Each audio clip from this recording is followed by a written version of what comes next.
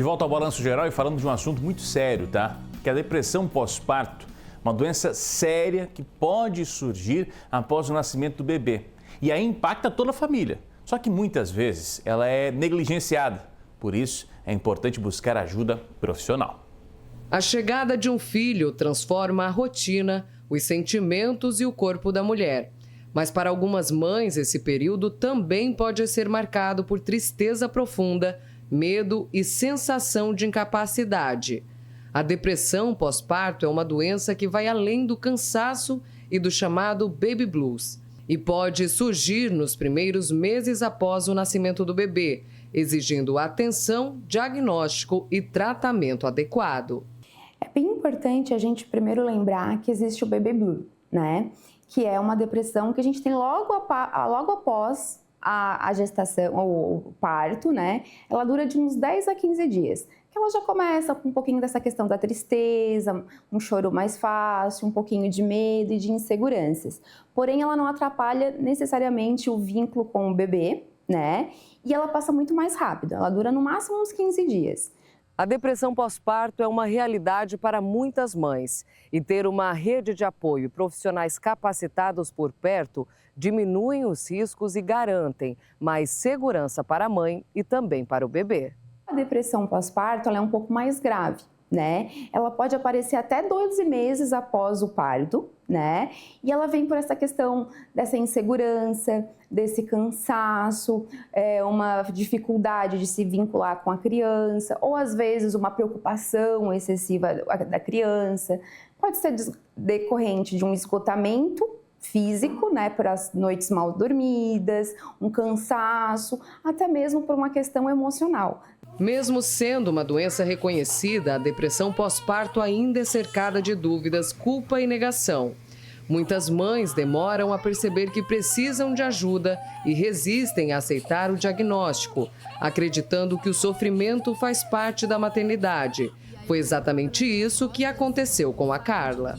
No primeiro momento eu não quis acreditar que poderia ser, por conta de que se eu estou doente precisando de ajuda, quem vai cuidar do meu filho? Isso gerava uma sobrecarga, mais uma sobrecarga em mim. Eu não queria aceitar que eu poderia estar passando por uma depressão pós-parto, mas os sintomas eram muito claros.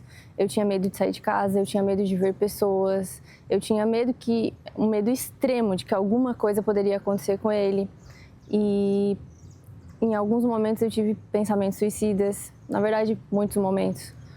E eu fazia pesquisas na internet, como todo mundo faz, e realmente eram todos os sintomas de depressão pós-parto. É muito difícil para a mãe entender, geralmente quando aquelas mães que idealizam muito a gravidez, se preparam, sonham, elas não entendem. Como assim? Eu esperei tanto por esse momento, por que eu não estou feliz? Por que eu não estou contente, né? Então começa por essa cobrança de eu não poder aceitar essa minha fragilidade, né? E aí o que acontece? Ela vem com uma sobrecarga porque às vezes ela não tem esse apoio, né? Às vezes o pai deixa ela muito solta, a família não tem uma rede de apoio maior, que dá um suporte, às vezes não precisa ser necessariamente com a criança.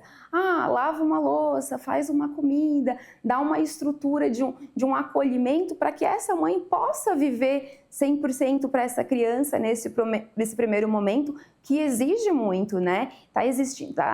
Tá se aprendendo a ser mãe, tá criando ali uma relação que precisa de uma atenção maior. Além do acompanhamento psicológico, a prática de atividade física pode ser uma importante aliada no tratamento da depressão pós-parto. O exercício ajuda no equilíbrio emocional, na redução da ansiedade e no resgate do bem-estar. Eu fiquei um bom tempo sozinha, sem pedir ajuda, até que eu comecei a treinar. Voltei, a treinar como eu treinava antes de ganhar bebê. E foi aonde eu comecei a perceber como que estava a minha situação. Porque os primeiros dias era meio que uma novidade, né? Voltei a treinar, enfim, voltei a conversar com pessoas e tal. Mas depois eu comecei a perceber do quão ruim eu estava, do quão no quadro assim de depressão mesmo, porque nem treinar eu queria ir. E era algo que eu amava antes de ter filho. Meu Deus, treinava às vezes 2 vezes por dia. E aí eu comecei a perceber que realmente algo não está certo. Algo que eu amava fazer, eu estou indo porque eu tenho que ir.